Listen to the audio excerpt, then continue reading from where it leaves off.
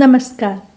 तेनालीराम की एक और मज़ेदार कहानी जो आज हम सुनने जा रहे हैं उसमें बताया गया है कि कैसे तेनालीराम अपनी बुद्धिमत्ता के बल पर अपने राज्य की प्रतिष्ठा को एक अभिमानी व्यक्ति के समक्ष कैसे गिरने से बचाता है। मैं प्रतिभा सुना रही हूँ अपनी आवाज़ में। राजा कृष्णदेव राय के दरबार में अक्सर ज्ञानी विद्वान पंडितों के मध्य विभिन्न विषयों पर चर्चा हुआ करती थी। समय समय पर विभिन्न राज्यों से भी विद्वान पुरुष दरबार में आते और अपने ज्ञान का परिचय देते थे। राजा भी उनकी आवभगत और सम्मान में कोई कसर नहीं छोड़ते थे। एक बार एक व्यक्ति राजा कृष्णदेव राय के दरबार में उपस्थित हुआ। वह स्वयं को महान ज्ञाता और विद्वान दर्शा रहा था। उसका अहंकार उसकी बातों से झलक रहा था। उसने स्वयं के बारे में खूब बढ़ा चढ़ा कर बातें की।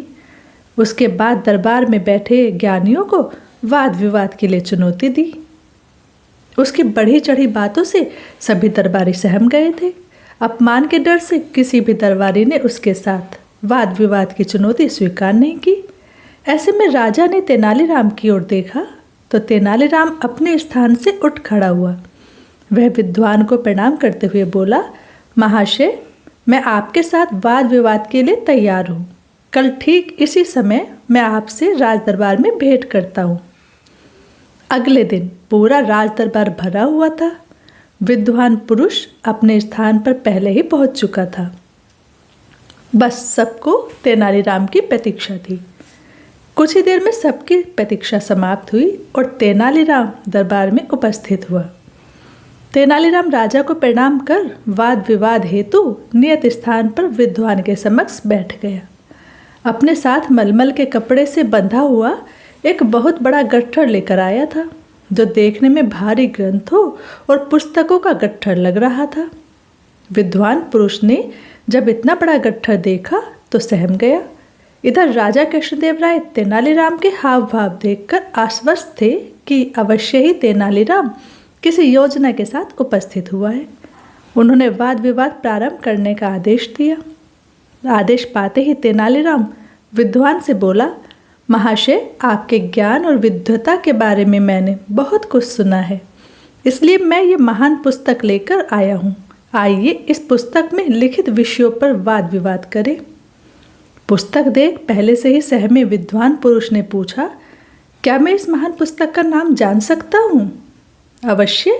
इस पुस्तक का नाम है तिलक्षता महिषा बंधन। तेनालीराम बोला। पुस्तक का नाम सुनकर विद्वान पुरुष घबरा गया। उसने पहले कभी उस पुस्तक का नाम नहीं सुना था। वह सोचने लगा कि इस पुस्तक का तो मैंने नाम तक नहीं सुना है। इस पर लिखित विषयों पर मैं कैसे चर्चा कर पाऊंगा? वह तेनालीराम से बोला, यह तो बहुत उच्च कोटि की पुस्तक प्रतीत होती है। इस पर चर्चा करने में मुझे बहुत प्रसन्नता होगी, किंतु आज मेरा स्वास्थ्य ठीक नहीं है। ऐसे गहन विषय पर चर्चा हेतु मन मस्तिष्क के साथ साथ सेहत भी दुरुस्त होनी आवश्यक है। मैं आज आराम करता हूँ। कल इस पुस्तक पर स्वस्थ मन मस्तिष्क से चर्चा करेंगे। तेनालीराम मान गया। अगले दिन वह नियत समय पर अपने गट्ठर लिए पुनः राज दरबार में पहुंचा, किंतु विद्वान पुरुष का कोई अता पता नहीं था। बहुत देर प्रतीक्षा करने के बाद भी वह उपस्थित नहीं हुआ। वाद विवाद में हार जाने के डर से वह नगर से भाग चुका था। राजा सहित सभी दरबारी चकित थे कि ऐसी कौन सी पुस्तक तेनालीराम ले आया जिसके डर से स्वयं को महान ज्ञाता बताने वाला भाग गया।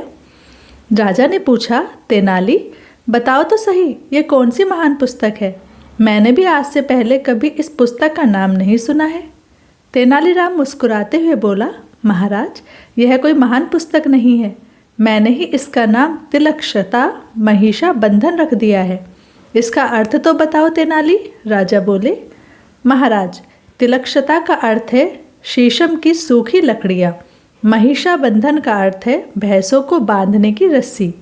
इस गट्ठर में वास्तव में शीशम को सूखी लकड़ियाँ हैं जो भैंसों को बांधने वाली रस्सी से बंधी हुई है। मैंने इसे मलमल के कपड़े में कुछ इस तरह लपेट कर लाया था कि देखने में यह पुस्तक जैसी लगी। तेनालीराम मुस्कुराते हुए बोला। तेनालीराम की बात सुनकर राजा सहित सारे दरबारी हंस पड़े। इस प्रकार तेनालीराम ने अपनी बुद्धिमत्ता से एक अहंकारी विद्वान के समक्ष अपने नगर का सम्मान बचा लिया। राजा ने प्रसन्न होकर तेनालीराम को ढेरों उपहार दिए। हर रोज रात 8 बजे एक नई कहानी सुनने के लिए प्लीज़ चैनल को सब्सक्राइब जरूर करें। धन्यवाद।